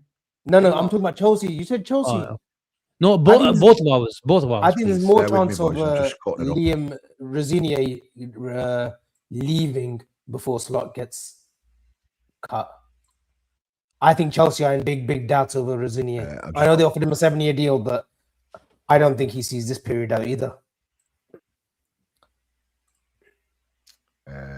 I'm just putting it in. Just 1 second. I had a it's coming, bomber, it's but I'm not coming. sure if today's the day to release that. You know, Avi, make me. You know what? Today I'm gonna let you do one. You know, I need to be. You know what? I thought I was gonna be the host today. Raman, I show. See, yeah, you would have made me depression. You can send me into Raman today. Raminal. So Go. we Ben, have do you got like, the fixture? You got the fixture list? so I'm gonna give my bomber. Yeah, sorry, it's coming. It's coming. No, not yet. Bomber later. Bomber later. Okay. Bomber later. Let's do fixtures first. What the frick? Avi, wait, before you give the bomber and they're gonna bring the fiction, please, may I touch or no? Make a good one. If it's We like a can't make lucky it. bomber, I like the player. yeah. I like the player. I like He the player. can't make a bomber Like, look yeah, there. and then. But don't say I mean, it. If it's gonna send me into even more depression, what's the point? No.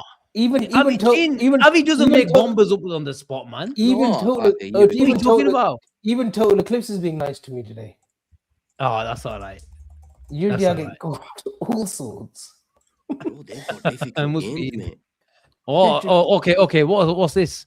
Chelsea's, yeah? Chelsea's home to City. Yeah, guys, Pulija, Ben Pulija. I think United they need to get a draw. Brighton they're not going to win that. Nottingham Forest I can see a draw getting at Stamford Bridge. I can honestly I can see us beating them. I can see us beating them. Oh, this is a tough run-in, man. They're gone. They're done. I'm telling you, Really? boys, There's no easy game there. Everton are pipping us for Champions League, and we're gonna win it. We're gonna win Champions League. There is no. I think Chelsea. I think Chelsea get a draw at home to City. You know. No way. Asim, they are shit. They are bad. No, they lost to Newcastle. I heard Blackburn. TalkSport this afternoon, and someone come on and said I'm they're giving them- not going to win another game this season. I'm giving them. I'm Look, giving them I'm one gonna- win. I- and that's Okay, I'm against giving. Spurs. No. I think they beat United at home. No. I'm giving 4 points. They get beat by Brighton. 4. Draw against Nottingham Forest. Nottingham Forest will park a bus. They're good on the break. 5. I think we beat them, inshallah. 5. I think they beat Spurs at home. 8. And I think they draw. I'm giving them 9 points. No, where are you giving them wins? I think they beat United and they beat Spurs. That's 6. 6, okay. Yeah. And then a couple of draws in there. I'm giving them 8 points. Is that fair? I'm giving them 5. Go through that run then. Do you know my Chelsea predictions have actually been good, to be honest? You just It's messed just, up ours. it's just the Liverpool one. Avi, Is that- how is many points do you reckon these guys are going to get? Forest? Villa. Yeah, let me Villa. just whiz that off. Put that one back on. Sorry, go on. Be got quick, Villas yeah. as Ben, well. Ben, you do yours in your head as well. How many points they're going to get in the interview Okay. time? Avi, how many points? I've said 5 or 6. You think they're going to get 5 or 6 points at the end of the season? I can't see them beating many teams there. I think Forest will be definitely up for it. Forest are going to be up for that game. Okay, that's that. Asim, you said what? 3, I said give them no. 8. 5, 8, Ben? 6, 7, 8. So I'm going for Yeah, 3, 8. 4, 5, 6, 7, 8. No, Law giving of them averages, 11. they'll draw a couple. I'm Wow. giving them 11 points. And You're a Where's I your think wins? one Where's your win. wins? I think they're going to beat United. They're going to I beat think- Forest. And they're going to beat Spurs. That's 9. That's 9 9. and 2 draws in there. Okay. They'll Mine's, get beat by mine's Forest City. and Space, and they lose. And the rest. you got a let's couple of let's draws. Liverpool. I think that Liverpool game at Anfield. They are We got to turn that into That's a the USP decider, match. isn't it? I That's the mean, decider. 6-pointer, man. That is the decider. That is gonna decide who's gonna get the Champions League, boys. They're changing that as well. I We think have the, them then to be got the 9th of May United game. and Villa The in 9th there. of game. The 9th of That'll May be a game. Sunday, won't it? Yeah, they're changing Yeah, it because so that is gonna That is the big one. Jaldi karo yaar. Ben, you need to be And in pick up Bradford for that, Ben. Liverpool's. I will be. If Don't there ever worry was a about that. I'll be there six-pointer, for that that is one. it. We'll do it forever. Oh no, we can't do it forever, Reds, because Avi will be in America. But you never know. He'll join us at half What's time. called? Villa. Let's go to Liverpool's remove fixtures. that Let's one. go to Liverpool's fixtures. Villa. Have a quick look. Villa.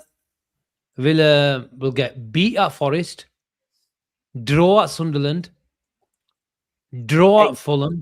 8 points here as well. 2, 5. 8. Oh, we've gone. Sorry, That's that's fine. Liverpool. I'm just pulling that up. Go on, carry on. 5, 8, 9. 9. Gene, you're a mute. They're 4 points ahead of us, boys. Yeah, so they're in. They're in. Right, they're in. Yeah. And I put Liverpool up. It's 5, I think, isn't it? Is it? Yeah. Okay. Liverpool, Fulham. Jay. Yeah, we should beat And them. be real, please. Yeah, don't take the piss. Okay, do it in your heads first, Right. boys. Yeah, do it in your heads, and then Honestly, come out. And just to Honestly, throw I've into got- the I've got mix, over to just to I've throw got into the over to mix, we need to remember Fulham is either side. There's PSG's either side of Fulham. For context, I've got 12 or so 13 it's points. PSG on the Wednesday, then Fulham on the Sunday. Sorry, Fulham on the Saturday night, Sunday. and then Oi, PSG. oi, oi. Yeah, Okay, 12 or 13. here we go. 12 or 13 for me. We have to beat Palace, man. We can't let them do it. They'll do a quadruple over us. Brentford 3, Chelsea 3, United 0 probably. 3 against Palace, 9. Yeah, 12, 13 points. I can't am lose- giving Liverpool. 11. I'm giving Liverpool 10 points. That'll be enough then. I've given Liverpool 10. Yeah, we're in the top 4 then. Top 5 then. I No, actually not think not according to me, Avi. Oh, yeah, Everton That's not going to win enough, all the games either. No, I think we. I think we beat Brentford, get beat by Villa, draw against Chelsea, get beat by United, 3 against Palace, 1 against Everton, and beat Fulham. Yeah, that's enough. 10 points is enough for No, top that's 5. really 9-10 points. And I said Chelsea are getting 11. I So what do, if we think we're if we going to get draw 11? against. What if we get 11? Does that mean we finish the season on 59 points? We're on 48, aren't we? Yeah, Yeah, something like that. 48. Yeah, 59 points.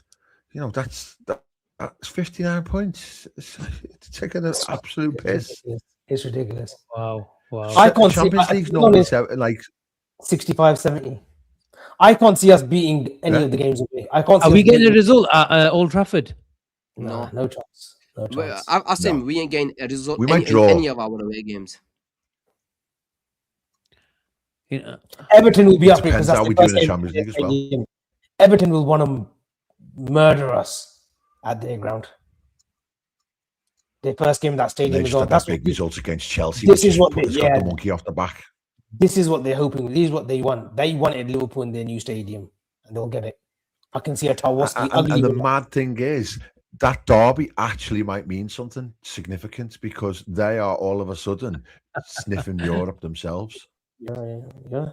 And fair play to them, but not likely to be Champions League, but they're definitely in the hunt for Europa. So it's game on. We might be this is- fighting for Europa on the last day of the season with Brentford. I think I think- Liverpool are going to draw the next 2 games. We draw the next 2 games, you can kiss goodbye to the Champions League.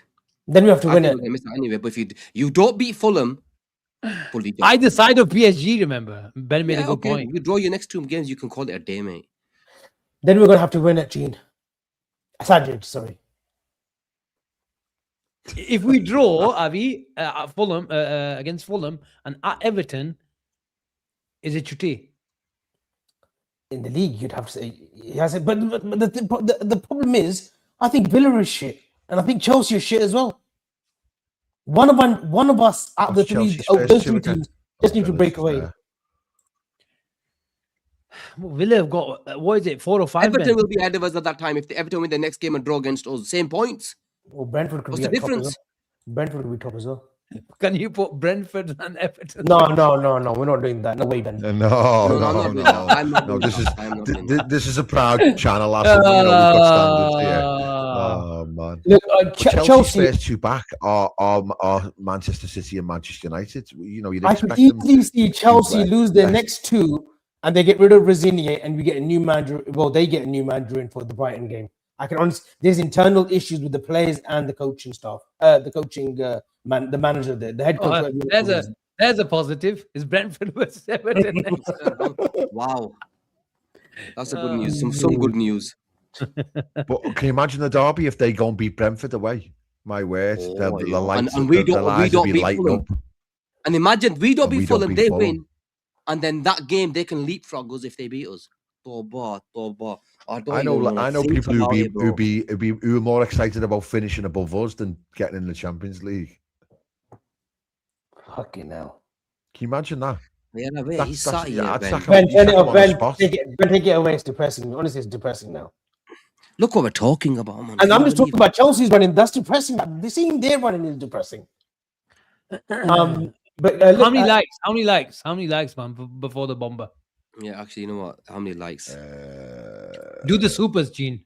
Do the Super, supers. yeah, man. I pity. I've not done the supers. But like, get the likes up. I'm Avi, I'm gonna coming to you for go- this. 27. I'm gonna go Costco. Shocking. Okay, Avi, quick one for you first, because I don't know if all about this guy. Thoughts on Sebastian Hoeneß? 442 apparently. He's a 442 man. You need to do more research. But apparently he's animated. They've likened him to a young Klopp, and they've had a good season still got. But I need to do more research. He's going to be Asim's band, if anything, not mine. I'm the player profile. He's the coach profile. But he'll interest Asim. I'm sure. How old is Any he? you two want to chime in? I think he's 37, 38. Or Gene, I don't have a clue. Okay. Bless Allah, bless this guy, man. He goes, 48-hour shift in the ER, only slot out on my mind. Again, big up to him. He goes, this is not how you honor Jota's memory. RIP 20.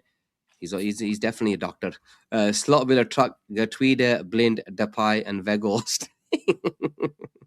Yeah, you know, come on, look, we did sign some good players last summer, so I'm not gonna, have a go at him for not having the Liverpool as is the actual attraction. Plus, last year he won the title. I don't know. Avi, the floor is all yours. yeah. Alex Scott, guys. That's the name I got given for the summer. He has a Champions League release clause too. 50 million. So Alex Scott is the talk of the town, and we like him a lot. Legs. Can do a bit of everything. We liked him before, Avi, we liked Tempo shifter.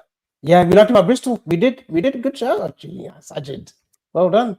We did like him at Bristol, but yeah, he's had a good season this season. He's had a really good season. How old is he, Avi?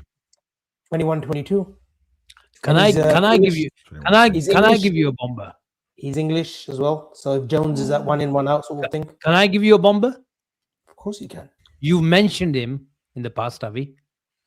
What I would say is there is legs to Liverpool's interest in Camavinga.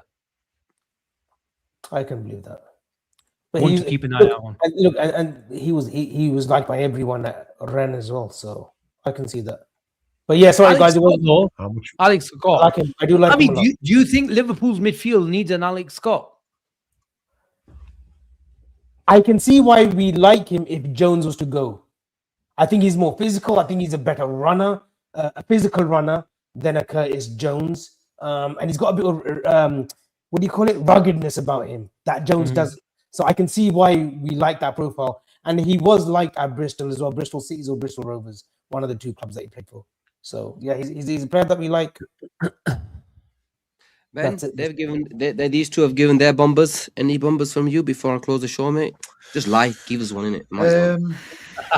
So one that you would like to come, a sensible player that you would like to come in the summer, Ben. Oh, Anthony Gordon. That's what Ben's Again? gonna say, innit? What Yeah, again? I'd love Anthony Gordon. Yeah, Go yeah, on, mate. I'd love Me and Anthony you are on the Gordon. same page, mate. Me and you are on the same Oh, page. Yeah, Agree I'd love with Anthony Gordon. I think that's just. I think that's going to happen. I really do. I just think it just ticks a lot of boxes. It ticks a lot of does boxes. You know what? Gene, He's had a good 2, 3, 4 months. Yeah, yes. Gene, your boy Minter had a good game, didn't he? I was about to say. You didn't message me. I got I was put that about up. to Go later. You're I was my about boy. to say, He had a good game, man. Yakub Binter. But look, guys, I do want to put this in, and I hope he does go now. Ibu Konate, it's time. It's time to give him a really nice farewell. Thank you for everything you did for this football club. But I think time's up. Saturday was absolutely shocking from him. Honestly, how well, but I'm sorry. End the Oh, show. it was terrible. I End the love show. him. I love him. I do love him. And look, I've given him so Love him. much. That's a Enough is lying enough. basket. Yeah, he's Enough loving is this enough. team now. Enough is enough. No, enough is enough. Gene might get his wish, man. Anthony No, Gordon. listen. and the- I want listen. Yeah. It's not my wish. I said that's what I think Liverpool will do. That's not what I want. That's the truth. Oh. I want Anthony Gordon, but I want. I obviously look. It's not people. People mistake when I said I want Minty and Gordon. No, I said that's what I can see Liverpool doing, and not going to spend 100+ million on Alisson. I think Liverpool will do something like. But look, if I had a choice, I would go. I'd look. Diamande seems like one. I think Liverpool will get done. I can see what Minty is like, but he hasn't got the mug here. Custom, he hasn't got the mug. He is one of those like Right. he and hope kick the ball 2 yards and start running with it. He hasn't got this. His decision making is awful. He put in a good cross, but He actually, he caused Frimpong pretty bad problems. Even with pace, he caused Frimpong problems, man. He was think pretty it was fast. pretty pacey, and he works his socks up and down. Look, I'm not saying he's the bloody finished article and that he's my number one choice. No, look, end of the day, Diamande every day, all day. But you can just see Liverpool doing something like that. On a serious note with Konate, on a serious note with Konate, are Real Madrid offering him a contract after watching him this season? find it very hard. I would find it very hard if they are. Yeah. But I think Alaba's coming to the US. I think his injuries have just taken its toll. It's a shame, really. He's on But a lot of money, Avi. Yeah, He's and on like 350, 400 Eden grand a week. Militao, his third ACL. I don't think he's recovering well either. Like, they've got big issues at the back. I think Benny's going to be free, isn't he? That's why. Yeah, he is. Yeah, he is. And he was a man of the match in the Champions League final. The problem is he couldn't get in a Sunday League team when he has a bad game. So it's too chalk and cheese. This season he's been. But do we not give him we give every other player a fucking, a pass. A This pass. season. Give him a pass. Let's give him a pass. Besides, You've given Wirtz, you've he- given he- Isak, you've given everybody else. One player that's actually That's a great shout. at games where he's done well and been really played well for us. You're telling him to F off, Avi. That's unfair, no? guys, I just want to say, any political talk in the comments, we will not respond them to. So just a FYI, we do not respond to any political talk here on this channel. It's a football channel, and Where's a football. political talk? Don't worry. Saj, he's made individual mistakes that's cost us goals, yard. He's had too many bozo moments. You can turn Yeah, on and say collectively, Salah's been absolutely shocking. You can turn on and say bloody Virgil van Dijk's had bozo minutes. You can turn on and say McAllister's completely fallen off a cliff. You can turn on half of these players have done the same. I just want to be, you have to keep the same energy then, aren't we? If we're giving Florian Wirtz the keys to do what he wants practically, yeah, just got to keep the same sort of energy. And I think letting him go on the free doesn't make any sense. The good thing is we've got Konate as well. You know what? Ramen all. Yeah, we have. My thing with Konate as well, he's another one who I put in the same bracket as like I'm trying to think who I put in the same, but what I'm trying to say is we've got a lot to do this summer. So it's almost as if he does say, right, with a month to go, okay, I'll sign the deal. It's probably makes sense to do it because otherwise we've got to go and buy another centre half somewhere along the line. and we've already got 2 wingers, potentially a right back, centre mid, a lot of business to do again. And we don't want to be getting Keeper. 6-7 players again. So, you know, yeah, keeper. So it's like, you know, you don't want to give yourself too much to do. The same way as Gakpo, you put him in there, you say, oh yeah, he's not good enough, you'd sell him. But you got to replace him. If you got to go and get 2 probably on the left wing if you do replace him. So as much as you bite your bottom lip and say, oh, he's not good enough, I want to get rid of him, you can't get rid of everybody. And there's probably an argument to sell everybody this summer because of how shit everybody's been in general terms. But you've got to think about how these players will work in a more functional team with a better manager. Are we still okay with Alisson being number 1 next season? We're giving him a new contract, so I think he'll stay out. Was that not to preserve his value either? I There's no value. I think he stays. You're not going to get much for a keeper of his age anyway, are you? Still get 20 million for him. Saudi, 20 million, easy. He's still got another 3-4 years ready. If he's still got 3-4 years. What do you get for 20 million? You don't get an Alisson for 20 million on the market, do you? Well, I don't think you spend that much on keepers anyway these days. Not after Kepa. We all see what he did yesterday. I think goalkeeper fees have come down there a lot though. Yeah, that's a point. Yeah, but there's not many elite I'd be keeping him goalkeepers. as long. He's another one though you can't afford to lose this summer. You maybe think, oh yeah, we definitely need a long-term replacement, but you can't. You got to park it. You got to push that one down the line. And just round the table, you 3 all believe that PSG are knocking us out. I do. I think they're favourites. Yeah, of course.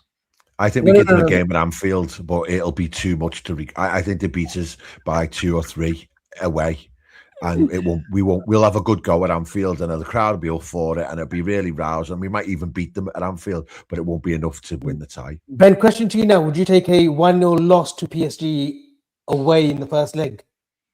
Right now, yeah, would. We jump on it. I'd snap your hand off. He asked the question. Keen asked the question, didn't he? Yeah, I'd jump on that. I would take it. I would take it right now. A 1-goal deficit, and we've got a chance of getting through. Ben, a 2-goal deficit. Ben, we're doing them. Ben, we are doing them. We are doing much. What's the score gonna be in the first leg? Ben, what do you like drinking? What's your favorite liqueur? Is it vodka? What is it? I was trying to say it's live on the show now. I want to say it's live on the show. I'm not a really big drinker, to be honest, mate. But if you were, I'm not a drinker of shorts. Red wine, white wine. Yeah. I'll get you a nice bottle of red. Yeah, I'm a vino man. I'll get you a beautiful drop of French red. What makes you so convinced, Abby? I'm just telling you, there's mysterious ways of why I'm thinking the way I'm thinking. Abby's got haram thoughts. Talking of haram, the CEO of OnlyFans passed away today. Sad story. Oh, yeah. Anyway, Abby, I asked you a question. What is the first leg? Oh my god. Scoreline. First leg is going to be 2-1 PSG. Second leg is going to be 3-1 Liverpool. Late winner by Isak. Guys, get involved as well. First leg result, second leg result. Ben? Yeah, I think we'll get beat 2 or 3 away, and then we'll beat them by maybe 1 or 2 at home, but it won't be enough to win the tie, personally. What about Man City first, Avi? We got Man City away first. I don't care. The first game after the international. Ben, I am done with the league. I'm done with the FA Cup. My head is firmly in the Champions League basket now. So what did he say? Avi said 2-1. We're going to lose 2-1. 2-1 at Parc des Princes, and then we'll win 3-1 at Anfield. We're going through. Asim, we are going through. Okay. So if we go through, then can we beat Bayern Munich in a semi-final? Don't go. Can we beat Bayern Munich in a semi-final? I remember when we played PSG in the UEFA Cup, we needed 3 goals. Patrice Loco, the bastard, in 96 or 97 season. And we were unlucky in the home leg. Home leg, we won 2-0. I think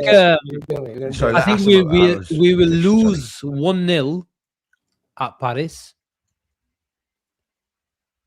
And then give us some hope, man. I think we're gonna go out, Avi. I'm sorry. I can't lie. I think it's gonna be 2-2 Anfield. There's a reason Isak is back, and he's timed it very well. I'm telling you guys, I am telling you we're winning. I hope you're right, bro. I hope Took you're him right. 3 months to get match fit last time. I hope you're right, Avi. Ben, Kirkis, Frimpong, Isak. Just remember those three names. Just remember those three names.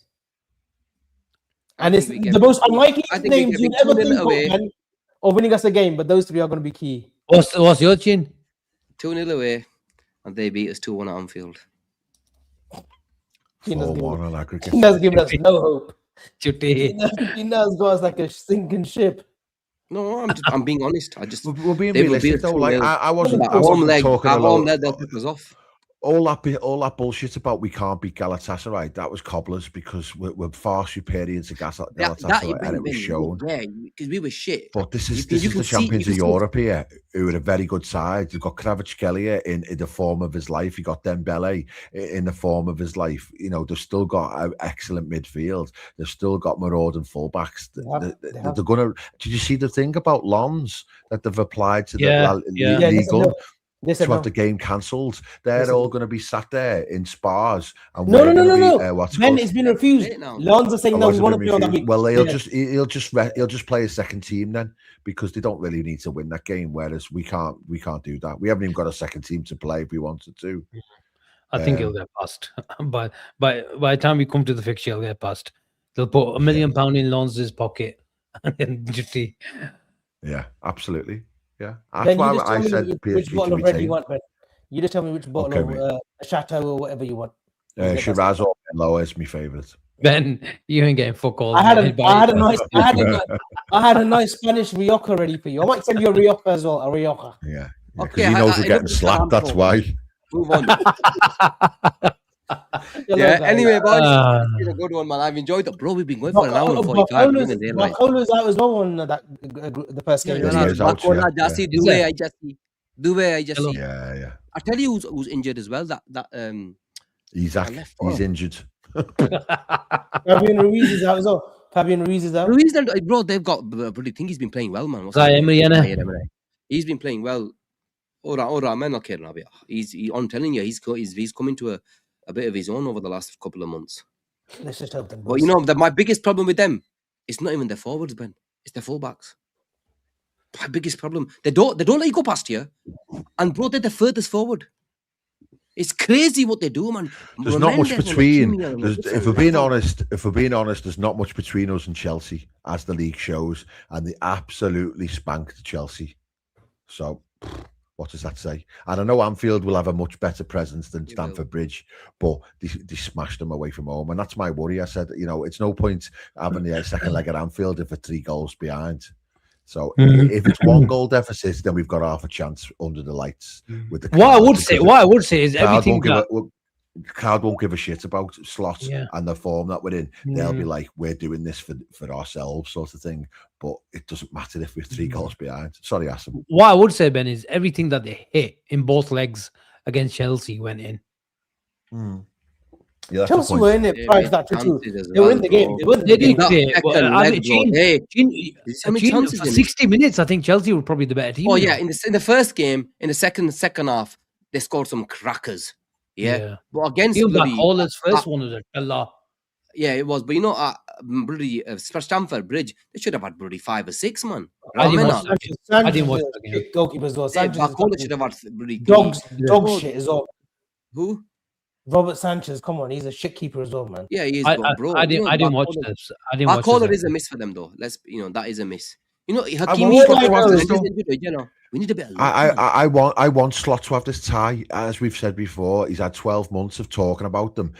Saying he's this, it's that, PSG, this, that. This is it now, mate. This is probably the end of your Liverpool career. You're what's called, you've got a chance to show what you've got. Obviously, you haven't got as good a squad as what PSG have got, but you've got a chance to say, right, okay, if you think you're the manager to take us forward into next season, then you show us something. You show us you can go and beat an elite side home and away, or get a result over 2 legs against an elite side, and then maybe people will start to believe in you again. But if we just roll over and have our tummy tickled like we expect, then what he should walk away himself in the summer and say, you know what, I'm not good enough. Wow. If he thinks he can play football against PSG, bully Joe, it's not happening. We had a chance. We got battered in the first half. We had to park a bus in the second half up in Paris. We played football. You know, we should have been 1 or 2-0 up before they scored. But, you know, in after extra time, they were the better side. But we can't play football with these lot. There's a case for Arne Slot going into Paris and playing a 4-5-1. Yeah, there is, yeah. Honestly, just come out there with still a chance. And that's why we all would take a 1-0 loss right now. Honestly, it would be a victory in its own right. He can't be that naive to think I've been waiting. We can't play. I agree with you. If this guy thinks he's going to turn up to that place and main enough for barkets, bro, they're literally going to take our trousers down because they're just too good. Their wingers are too good. Their midfielders are too good. They're flipping. The only slight weakness they've probably got is at centre half, yeah, but they maybe make a mistake here and there. Bro, they're allowed if we flip and try to play football against these lot. The reality is we were much better against them last season than we are this season, and they still battered us. So that is exactly my point. Yes, it's weird. It's weird how football works. Let me tell you that. It's weird how football works. And we will see. Yeah, I guess. You're right. We could win. We could win. If Everton goes in and they miss. But you think of the law of averages. You look at it and you think, logically speaking, a football fan looking at both teams would expect PSG to win. I'm not saying it's impossible. You know, we could have a night of our lives and all that palaver, but you don't expect it us to go through at all. I don't. Abby, can I ask you a question before we go? Of course you can. This belief, is it genuine belief, or are you just trying to be different? No, look, guys, be honest. Be honest. You know, at the beginning of the season, I said 2 teams. I said Liverpool, and what was the other one I said? I said Bayern Munich. Yeah, I said Bayern Munich. Yeah, and you know, if we got one right, if we do beat PSG, it's going to be Liverpool, Bayern Munich. Yeah. But I have strong belief that Liverpool will be, look, I think it's a full circle. I mean, we're gonna win. I'm with you. You made me believe. I think Arne Slot. I think this is what it all boiled down to. All the shit that he's been given. I'm with Abby. He should still be sacked. But against PSG, we're beating them, Ben. There you go, Abby. That was good enough. I'd love it. I'd love it, mate. I would love him to have that moment. I would absolutely love him to have that moment. But then equally, I'd love to then shake hands with him and say, "Have a lovely career." What's this? Abby, you made me believe tonight. Jamie Space. It was China. You're right. It's Ali, man. It's China. Oh, it's Ali. It's Ali. Avi, I hope you come back. 1 hour 50. Okay, Asim, I hosted the show. Yeah, look, Ramena. When Sajid hosts, it's a good show. Avi, you can change your name. Avi, you can change your name if we beat PSG. I'm not stupid enough to play those kind of odds. And no one can do it as good as you. I do want to wish all the followers, obviously I wasn't on Friday or Saturday, but everyone a blissful and blessed Ramadan. I know the boys were outside, but although I didn't get no food pictures from Asim, which I'm kind of disappointed for, but yeah, hope everyone had a great Ramadan. We went on talking terms. And Narouz, we actually did a Narouz. We actually did a Narouz at work as well. So yeah. Right, guys, over and out. Smash that like button, subscribe to the channel if you haven't done already, and we will see you. Oh, hold on. When's the next watch along? Next game. Watch along the back. Avi, when are you back? Saturday. I am back after. I've got a 10-day trip to Boston now. Proper Rami. Look at this guy, I say, man. 10 When days. you go in Boston? He hasn't done a show for 2 months. Yeah. Friday. And now he goes, I want another 10 days off. Ben, look at this. So why are you off till Friday then, man? I'm going to be in office tomorrow till Thursday. Friday. Yeah, I'm going to the office. He comes in anyone who wants tickets to the first game at the Fenway Park, baseball starting. That's why I'm going. I've been invited to go and watch the Red Sox against San Diego Padres. That's what it is. You meeting John? Be meeting a couple of associates. I won't meet John. I think he's busy. You'll have to make do with Linda. I'm married, man. Bye. Good night. Take care.